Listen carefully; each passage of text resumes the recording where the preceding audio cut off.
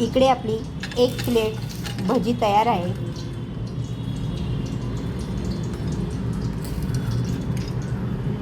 मला सांगा की बाहेरून विकत आणणं सोपं की माझा व्हिडिओ पाहून बनवणं सोपं।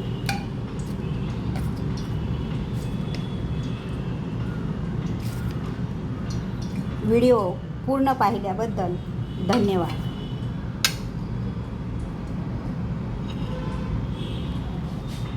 नमस्कार। इकडे मी चॉपरमध्ये थोडे धने त्याचं ब्लेड लावून घेते।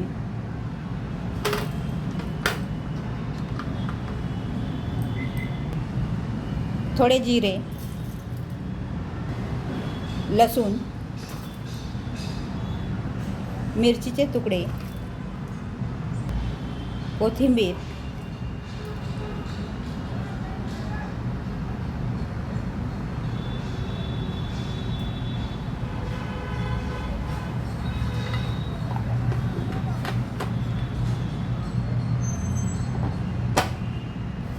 हे आपण चॉप करून घेऊ।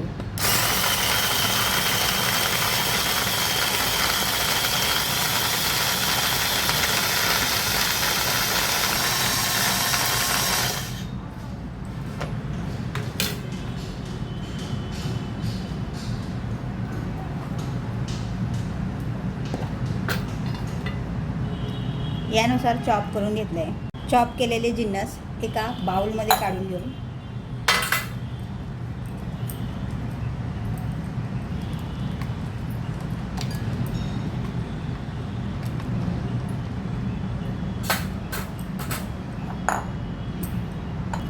यामध्ये थोडी हळद, हिंग,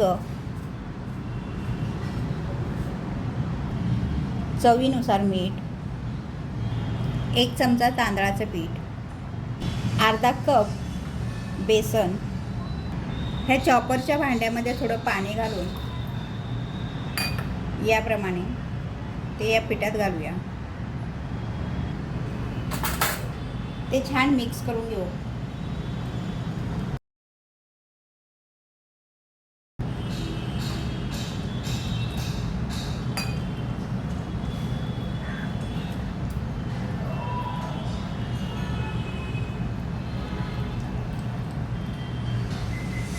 चमच्याने याप्रमाणे ते खाली पडेल इतपत पातळ करावे। यामध्ये थोडा ओवा घालूया। ते मिक्स करून साईडला ठेवून देऊ।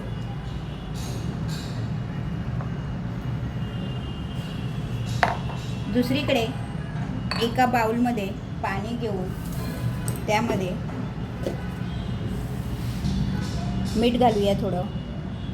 इकडे मी एक घोसावळा घेतलाय, त्याचे साल काढून घेते।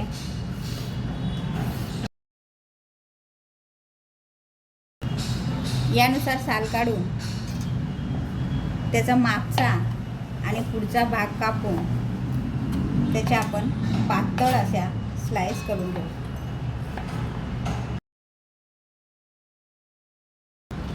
आणि हे आपण मिठाच्या पाण्यात बुडवून ठेवू। मिठाच्या पाण्यात बुडवायचं याकरता की खाताना हे फिके लागू नयेत।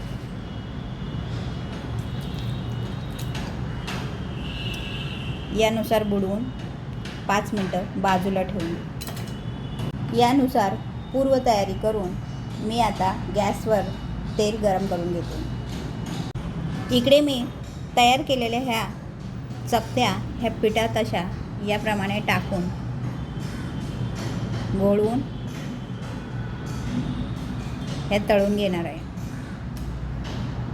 तेल आपलं छान गरम झालंय, त्यामध्ये हे घोसावळ्याच्या चकत्या आपण पिठात बुडवून याप्रमाणे तळून घेऊ।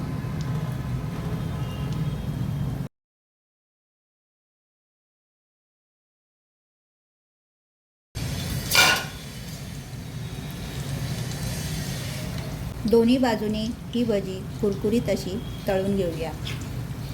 यामध्ये तांदळाचं पीठ घातल्यामुळे त्या छान अशा कुरकुरीत होतात।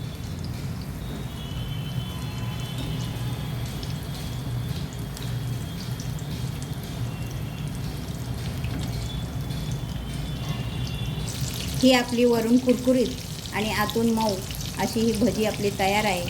ती आपण आता साईडला काढून घेऊ.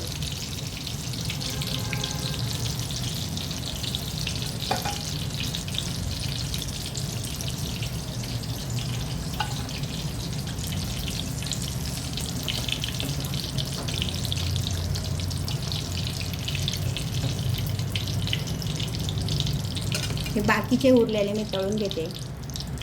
कोणाला मिरची हवी असेल तर ते मिरचीचे असे मधून चिरा करायची आणि ती तेलात टाकायची.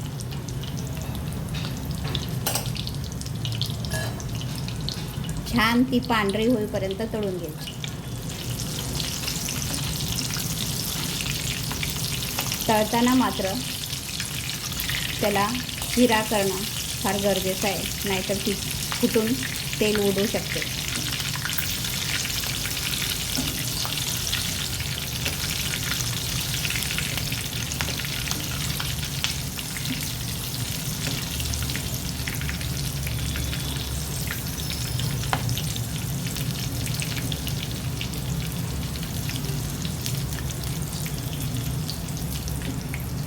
याप्रमाणे पांढरा रंग आला की ती बाहेर काढूया.